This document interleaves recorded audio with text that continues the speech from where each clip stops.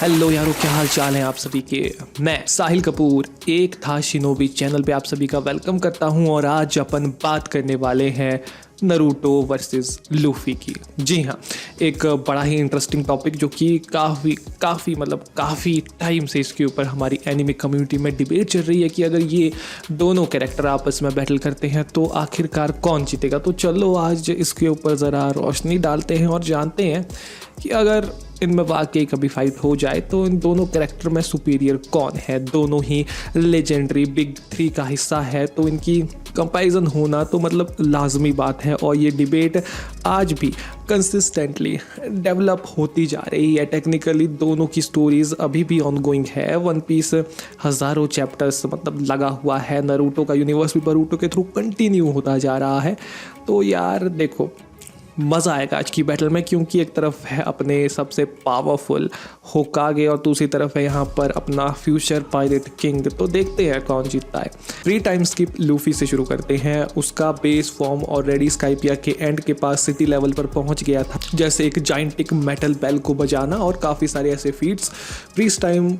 Pre time skip era में Luffy ने इससे ज़्यादा इंप्रेसिव कोई खास फीट नहीं किया, लेकिन हम जानते हैं कि वो स्ट्रॉन्गर होते जा रहा है, चाहे उसका बेस फॉर्म समहाउ सेम ही क्यों ना लगे। वो गियर 2 और गियर 3 क्रिएट करता है, यूज़ करता है, जो पावर को और ज़्यादा इंक्रीज़ कर जाते हैं। गियर 2 के मल्टीपलर गियर 2 को लेकर यहाँ पर थोड़ी मिसकंसेप्शंस भी है एक, तो इसको डिटेल में समझने के लिए अपन यहाँ पर डोरोकी पावर लेवल का यहाँ पर यूज़ करने वाले हैं। देखो, लूफी अराउंड 800 डोरोकी के आसपास आता है, क्योंकि उसने वो डोडोर फ्रूट खाने वाला जो बंदा है उसको डिफीट किया और उसके बाद गियर 2 में उसने 4000 से ज़्यादा डोरोकी वाले ल्यूची को भी हरा डाला। मतलब यहाँ पर जब वो गियर 2 में जाता है तो अप्रॉक्सीमेटली एक 5x मल्टीप्लायर बन जाता है। मतलब उसने गियर 2 में ही इन कैरेक्टर्स को डिफीट किया, पर उसका गियर 2 बहुत ही ज़्यादा पावरफुल है।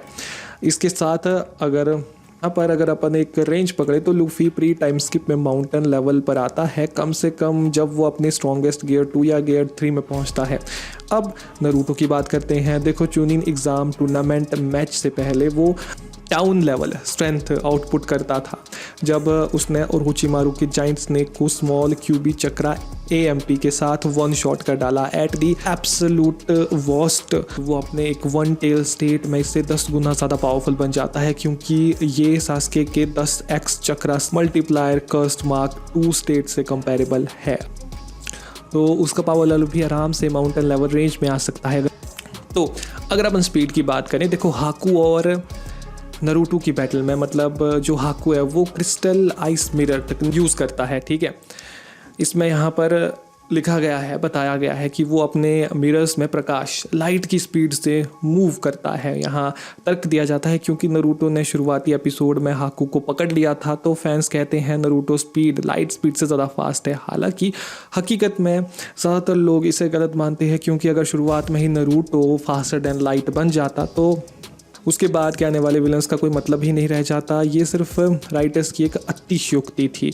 वहीं पर लूफी के बारे में कहा जाता है कि जो स्लो बीम वाला बंदा है यानी फॉक्सी, असल में उसका जो फ्रूट है नोरो बीम, यहाँ पर नोरोज काल्पनिक फोटोन कण से बना है। साइंस में फोटोन हमेशा प्रकाश की गति से चलते हैं।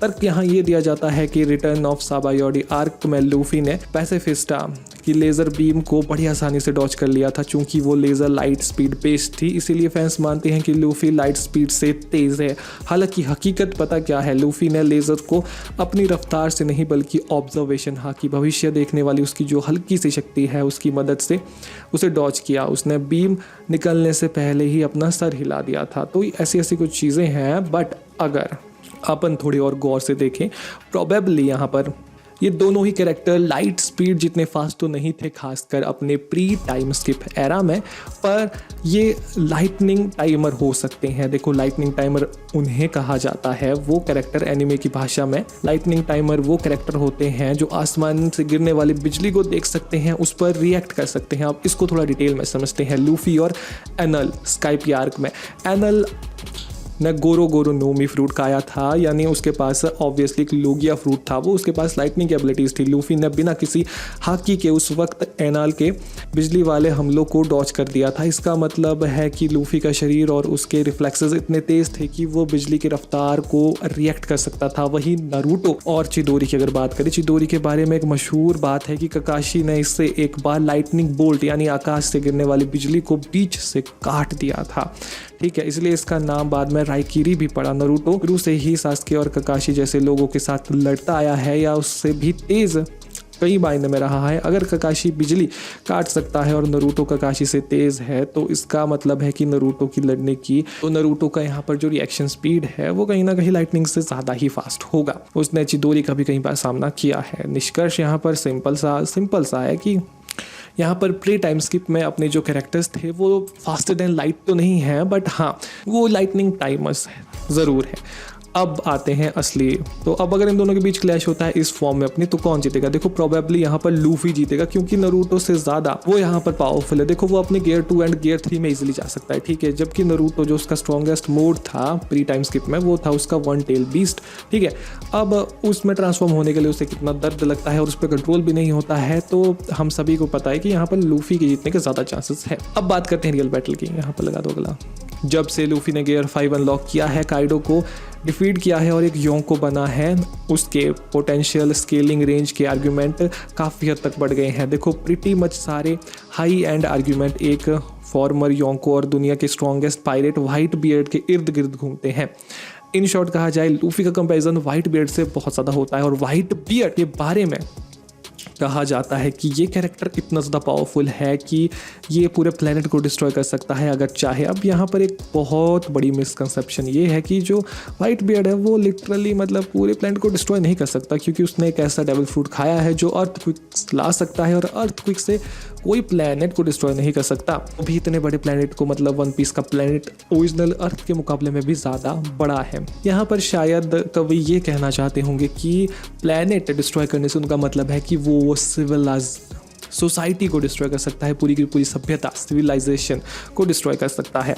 और वन पीस में ये भी बताया गया है कि जो सारे योंकोस है वो कहीं ना कहीं एक बराबर पावर लेवल पर भी आते हैं। इसीलिए अगर हम यहाँ देखें तो जो सभी योंकोस हैं वो मल्टी कॉन्टिनेंटल से मून लेवल रेंज में आराम से आ जाते हैं, और इसी के साथ अपना लूफी भी इसी रेंज में आता है। लूफी का अब तक का सबसे पावरफुल अटैक रहा है गियर 5 का बजरंग गन। कैलकुलेट होने पर ऑलमोस्ट आइडेंटिकली व्हाइट बियर्ड के फीट के बराबर ही है, तो पीक लूफी मून लेवल तक स्टैंड करता है।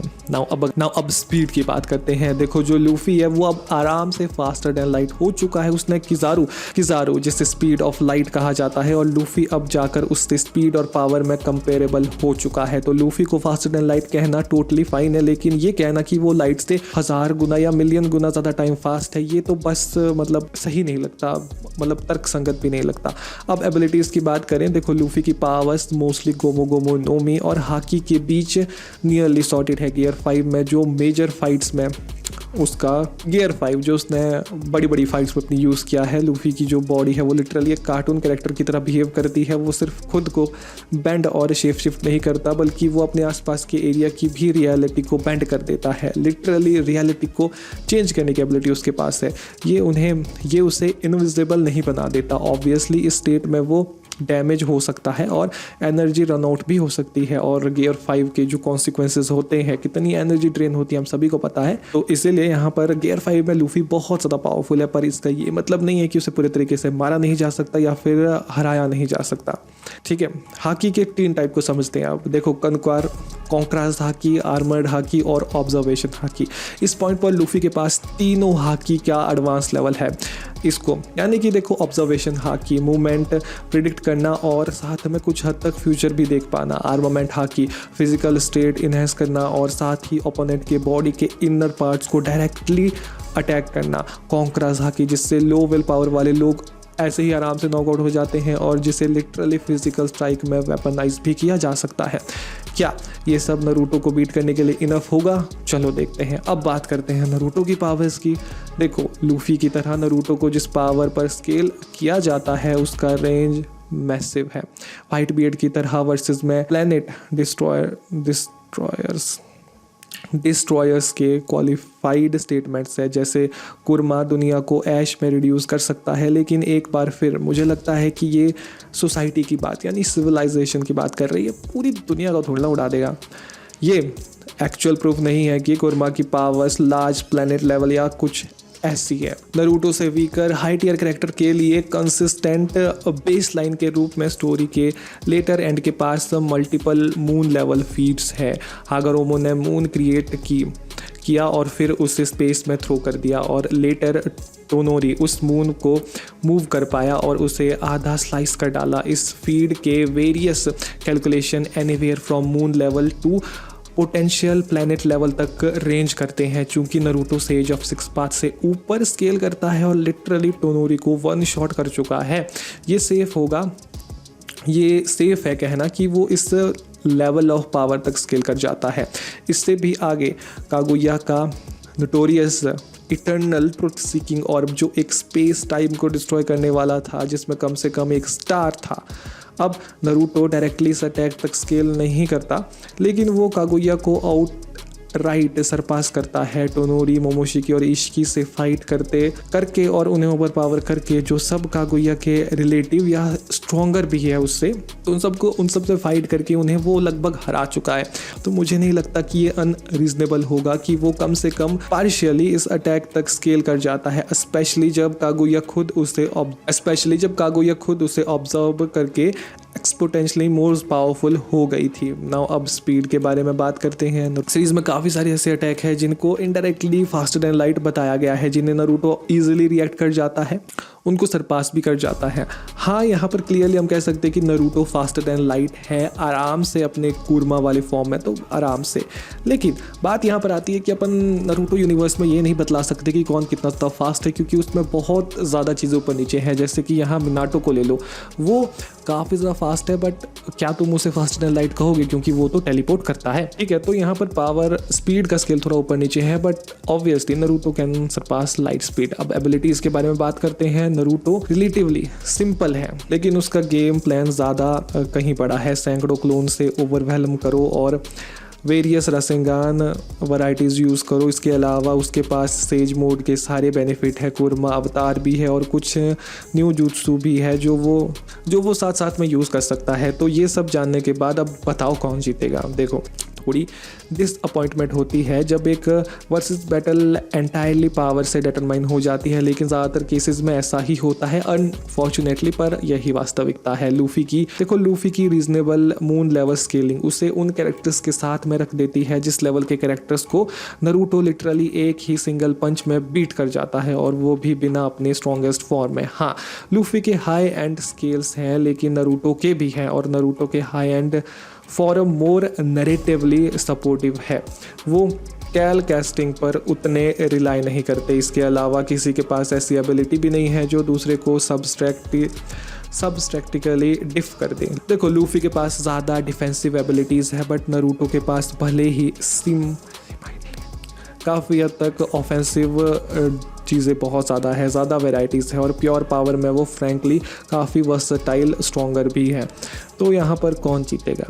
देखो, यहाँ पर ज़्यादा चांसेस तो मैंने बता दिया, यहाँ नरूटो के जीतने के हैं। जब हम लूफी को एक बहुत बड़े प्लेनेट को डिस्ट्रॉय करता हुआ या एक मून को डिस्ट्रॉय करता हुआ देखेंगे, तब अपन कह सकते हैं कि हाँ, शायद वो नरूटो को डिफीट कर दे, बट तब तक के लिए तो पाई अपने नरूटो जीत जाते हैं यहाँ पर। बट आपका ओपिनियन कुछ और है तो यार बीच और कमेंट बॉक्स में बताना। यहाँ 30 मिनट की वीडियो, लगभग 22 मिनट की वीडियो रिकॉर्ड हो रही है यार, पता नहीं एडिट में कितनी बनेगी। कोशिश करूँगा काट कूट के 10 मिनट तक ले आऊँ इसको, बट यार बड़ी मेहनत लगती है भाई, स्क्रिप्टिंग, एडिटिंग, वीडियो बड़ी भाई। तो थोड़े मतलब 1000 व्यूज़ तो आ ही जाए इसमें यार, मतलब 50-100 लाइक रखते हैं, देखते हैं पूरे होते कि नहीं होते हैं भाई।